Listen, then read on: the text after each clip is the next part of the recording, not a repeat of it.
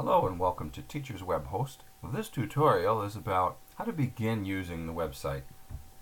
Click on Teacher, log into the site, and here is the beginning. So a quick walkthrough of the tabs at the top. The Account tab allows you to control things about your account. This is where you can see when the expiration is for paid services. You can change your password. You can see when your account expires, and so forth. The Student tab has everything you need to do with managing students in your site.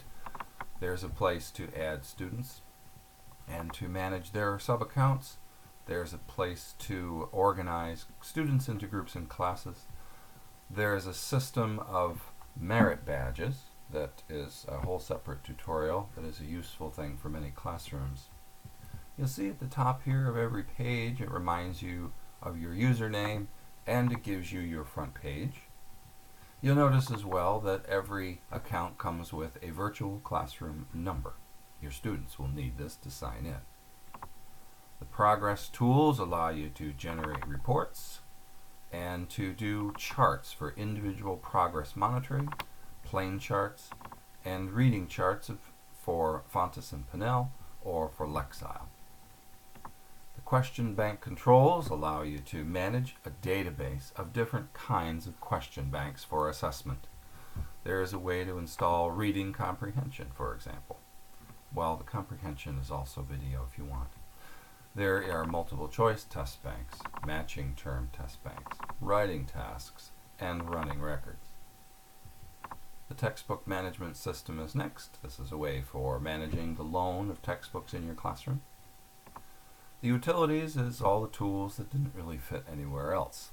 There is a way to run your virtual classroom. There's a front page, for example, where you can keep a blog or post an embedded Google Calendar. The site auditor is interesting because it allows you to control all aspects of the site.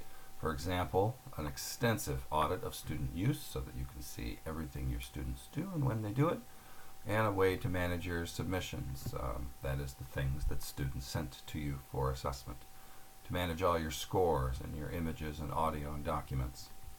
There are statistical tools that are useful, such as measuring the readability of texts, and lots of different things you can do statistically with assessments to see how your students are doing.